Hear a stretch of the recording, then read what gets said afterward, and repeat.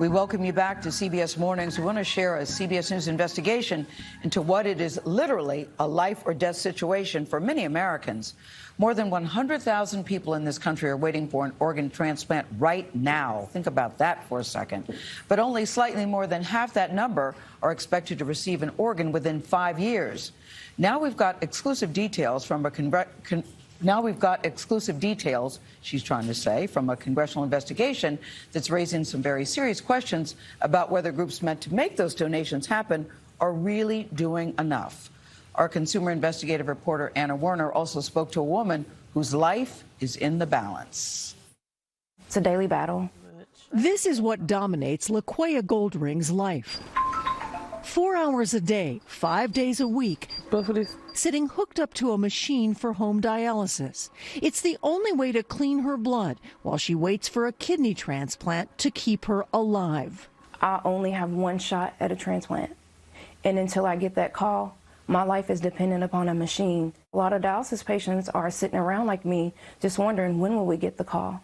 She's been waiting for 7 years. And I feel like the longer that I wait, the closer I am to death. Patients like Goldring rely on nonprofit groups that secure organs for transplants from deceased donors. They're called organ procurement organizations, or OPOs. But a House subcommittee investigating the organ donation and transplant system in the U.S. says OPOs are failing to secure many organs that could be recovered.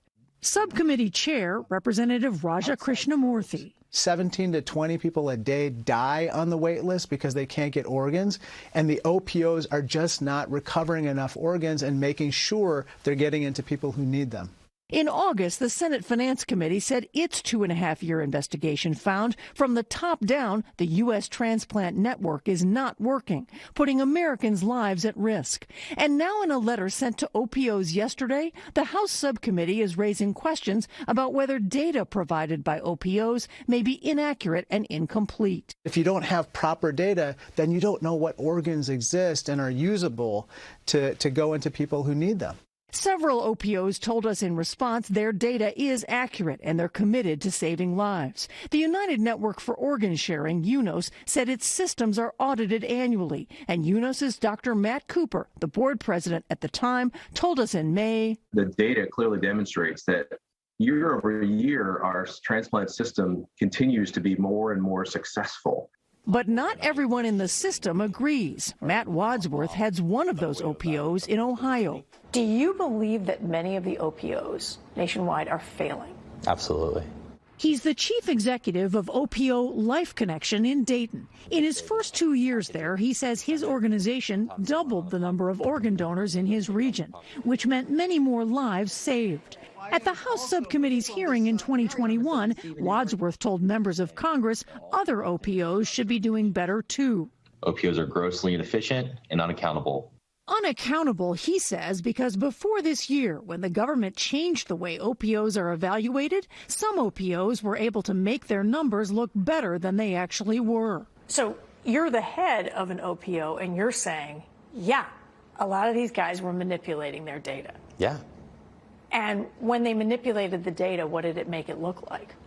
That they were going after every opportunity, every time. They were converting every possible patient to be a successful organ donor. And that's just, it's not the truth. And they're the same bad players. If you look at the data, it's the same people low performing year after year. The Association of Organ Procurement Organizations says its members are doing a good job, that in the last 5 years, OPOs have increased the number of deceased organ donors by 35%. But it agreed that improvements are necessary to advance care for patients like Lorena Goldring. It's heartbreaking. It truly brings tears to my eyes because I'm like, that's more patients that are going to die or more patients that are going to be stuck waiting on that list. Something that even this OPO director became so emotional about during our interview, he had to leave for a moment to compose himself.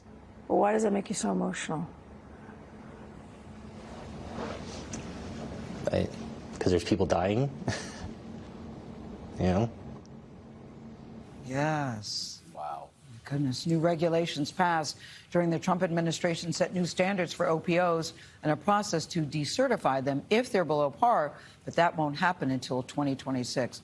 The emotion that he showed at the end, number one, you can't fake that. It shows that he deeply cares, and also says, seems to be a big problem there. Well, we're talking about people's lives. Exactly. Life or death. Yeah, exactly. It really is. All right, thank coming you, up. Anna Warner. Yeah, Once thank again, you. Anna.